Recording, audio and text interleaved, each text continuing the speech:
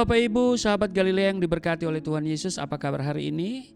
Saya berdoa dan berharap Bapak Ibu semuanya dalam keadaan yang baik-baik saja, amin. Seperti biasa sebelum kita beraktivitas, kita mau datang kepada Tuhan, ya, menikmati hadirat Tuhan dengan membaca, dengar dan merenungkan firman-Nya. Mari kita berdoa. Bapa kami yang di surga, dikuduskanlah namamu, datanglah kerajaan-Mu, jadilah kehendak-Mu di bumi seperti di surga. Kami bersyukur bahwa Tuhan telah menyatakan kebaikan kasih-Mu yang tidak pernah berkesudahan dalam hidup kami. Setelah Engkau menjaga dan menyertai serta memberkati istirahat tidur kami di sepanjang malam yang telah berlalu, Engkau bangunkan kami dengan tubuh yang sehat, yang kuat hari ini untuk kami beraktivitas dan melakukan berbagai tanggung jawab. Tapi sebelumnya kami hendak membaca dan merenungkan firman-Mu. Urapi kami, buka hati pikiran kami, urapi juga hamba-Mu. Apa yang kami dengar, kami baca, kami renungkan, tidak untuk kami lupakan, tapi itu termaterai dalam hati kami, menjadi rema dalam hidup kami. Di dalam nama Tuhan Yesus, haleluya, amin. Kita membaca di Roma pasalnya yang ke-6 pada ayat 15 sampai dengan 23. Lembaga Alkitab Indonesia memberi judul dua macam perhambaan. Jadi bagaimana? Apakah kita akan berbuat dosa karena kita tidak berada di bawah hukum Taurat, tetapi di bawah kasih karunia? Sekali-kali tidak. Apakah kamu tidak tahu bahwa apabila kamu menyerahkan dirimu kepada seseorang sebagai hamba untuk mentaatinya, kamu adalah hamba orang itu yang harus kamu taati, baik dalam dosa yang memimpin kamu kepada kematian maupun dalam ketaatan yang memimpin kamu kepada kebenaran. Ayat 17, tetapi syukurlah kepada Allah, dahulu memang kamu hamba dosa, tetapi sekarang kamu dengan segenap hati telah mentaati pengajaran yang telah diteruskan kepadamu. Kamu telah dimerdekakan dari dosa dan menjadi hamba kebenaran. Aku mengatakan hal ini secara manusia karena kelemahan kamu. Sebab sama seperti kamu telah menyerahkan anggota-anggota tubuhmu menjadi hamba kecemaran dan kedurhakaan yang membawa kamu kepada kedurhakaan, demikian hal kamu sekarang harus menyerahkan anggota-anggota tubuhmu menjadi hamba kebenaran yang membawa kamu kepada pengudusan. Ayat 20, sebab waktu kamu hamba dosa, kamu bebas dari kebenaran. Ayat 21, dan buah apakah yang kamu petik daripadanya?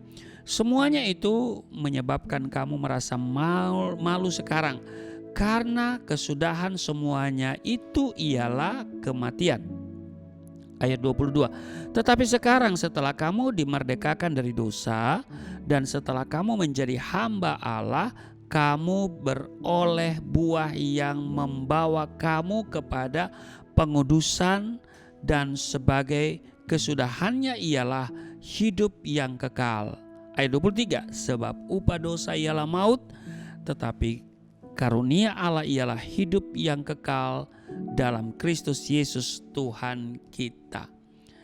Demikian di dalam Roma pasal 6 ayat 15 sampai dengan ayat 23. Ya, mari kita lihat di ayat 19 dikatakan begini. Ada yang menarik di sini. Aku mengatakan hal ini secara manusia karena kelemahan kamu. Sebab sama seperti kamu telah menyerahkan anggota-anggota tubuhmu menjadi hamba kecemaran dan kedurhakaan yang membawa kamu kepada kedurhakaan, demikian hal kamu sekarang harus menyerahkan anggota-anggota tubuhmu menjadi hamba kebenaran yang membawa kamu kepada pengudusan. Ya, kamu sekarang harus menyerahkan anggota-anggota tubuhmu menjadi hamba kebenaran yang membawa kamu kepada pengudusan. Ini kalimat ini luar biasa. Nah, Bapak Ibu, saudara-saudara sahabat Galilea yang diberkati oleh Tuhan Yesus, sebagai anak-anak Allah, kita harus melatih diri untuk mengembangkan kebiasaan-kebiasaan hidup yang benar, yang sesuai dengan firman Tuhan. Mengapa? Karena ya kita sudah dibenarkan dengan cuma-cuma. Karena itu kita harus menjadikan Kristus sebagai teladan dalam segala hal, baik itu perkataan dan perbuatan. Sebab dikatakan di dalam 1 Yohanes pasal 2 ayat 6, barang siapa mengatakan bahwa ia ada di dalam Dia, ia wajib hidup sama seperti Kristus telah hidup. Nah, mengapa kita harus mengembangkan kebiasaan hidup yang benar? Ya karena kita sudah menjadi ciptaan baru di dalam Kristus. Yang lama sudah berlalu, sesungguhnya yang baru sudah datang. Amin. Membiasakan hidup sesuai firman Tuhan berarti kita meninggalkan kebiasaan hidup manusia lama, ya, dan kita melatih diri kita, ya kan, melatih diri untuk membentuk kebiasaan-kebiasaan hidup yang baru. Ini harus dilakukan dengan kerelaan hati dan tanpa ada paksaan dari pihak lain. Amin. Mengembangkan kebiasaan hidup yang baru sesuai dengan firman Tuhan berarti tidak lagi menyerahkan tubuh ini untuk dipakai sebagai senjata kelaliman, tetapi ya kita serahkan hidup kita, kita serahkan diri kita kepada Allah sebagai orang-orang yang dahulu mati tetapi yang sekarang hidup. Amin. Dan serahkanlah anggota-anggota tubuhmu kepada Allah untuk menjadi senjata-senjata kebenaran. Nah, Bapak Ibu, sekarang pertanyaannya adalah apa yang menjadi kebiasaan saudara? Lebih suka nonton TV kah? Atau lebih asik dengan gadgetmu kah? Ya kan? Nonton YouTube, ya kalau nonton firman Tuhan masih oke. Main game kah? Ya. Nah saudara, bagaimana kebiasaanmu dalam hal beribadah, berdoa? Apakah berdoa hanya saat butuh? Ya. Kebiasaan artinya lazim, umum, seperti sedia kala, sudah menjadi adat, sudah sering kali. Jadi menurut Kamus Bahasa Indonesia, ya kan, Kamus Besar Bahasa Indonesia, kebiasaan adalah kecenderungan melakukan aktivitas tertentu secara terus-menerus atau berulang-ulang. Latihan atau praktek yang dilakukan secara konsisten dan kontinu. Hasil dari tindakan yang dilakukan secara berulang-ulang. Kebiasaan-kebiasaan inilah yang akhirnya akan membentuk yang namanya karakter. Karena kita adalah ciptaan baru, amin.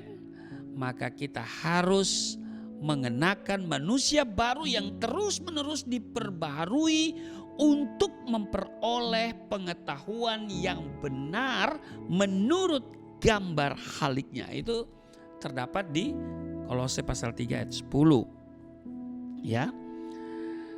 Nah, pertanyaan selanjutnya adalah hal-hal apa saja yang harus kita biasakan agar menjadi karakter kita?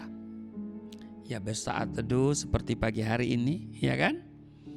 Kiranya ini menjadi kebutuhan kita, menjadi karakter kita, berdoa, baca firman Tuhan, ibadah, ya, memberikan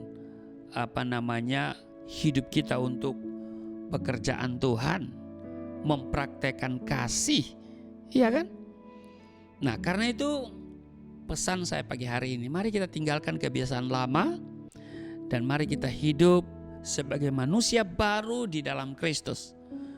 Hiduplah sesuai dengan status kita yang baru, sebagai ciptaan yang baru.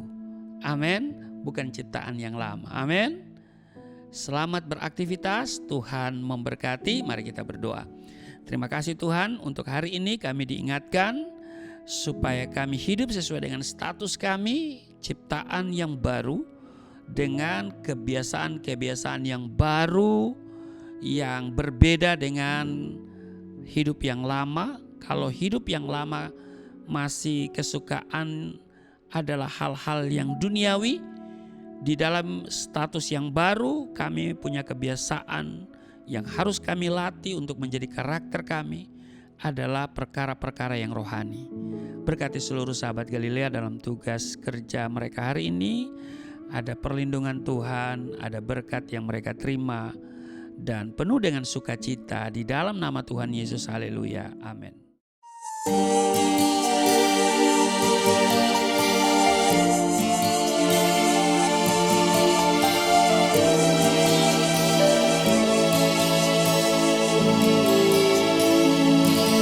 Bapa kami yang di surga,